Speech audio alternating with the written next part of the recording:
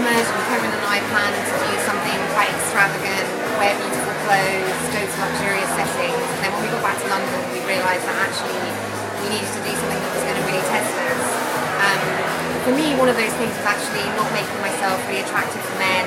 and looking for men's approval. So a couple of times Kevin and I met, and I looked really rough, I had no makeup on, I had my hair straight back, and that was really good for me to be able to do that and not feel like I had to look a certain way to be accepted and to be attractive. We went to a Bitcoin class together, and seeing me at a Bitcoin class was certainly seeing me at my most rough, so that was good. I haven't said this to Kevin before, but when we were there was a woman who had a nipple showing,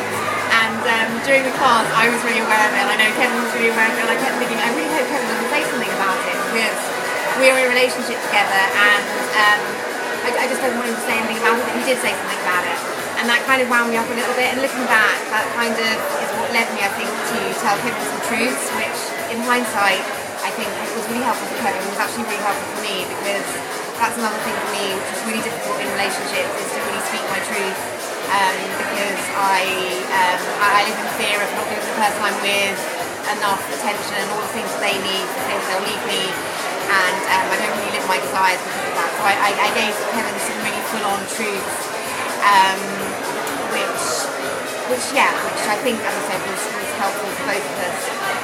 And just to say very quickly as well, that actually for my relationship that I'm in, my real relationship, this has actually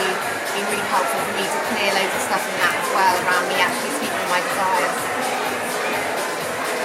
Yeah, and it was like my favourite moment, I think, was like after that Bitcoin class, we were just like sitting having lunch, like squatting on the pavement outside this nice hotel. There was like a doorman with this like, you know, top hat on and the whole thing, and he was like kind of looking at us like, what the fuck are they doing sitting on my like fancy hotel floor? That was really cool. And then there was also like, yeah, that thing of what I found very liberating is like I often think things and then think I can't say that, that's like whiny, it's weak, and you know, just don't go there. And we actually at the beginning we gave ourselves permission to say those things. So I was like sending all these texts, like no matter how I hadn't done what I said I would do, or like I hadn't responded, or I was being shitty, I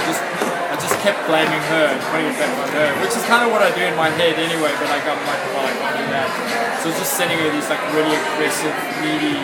texts, and she was like, what the fuck, like, you know, this is all your fault. That was really fun, I actually really enjoyed that. It was just like, yeah, it was just really cool. You know, we went through a patch where we didn't see each other a lot, and there was a lot of like frostiness and distance, but then we made a plan and we're actually sitting down in the park together, having our baby.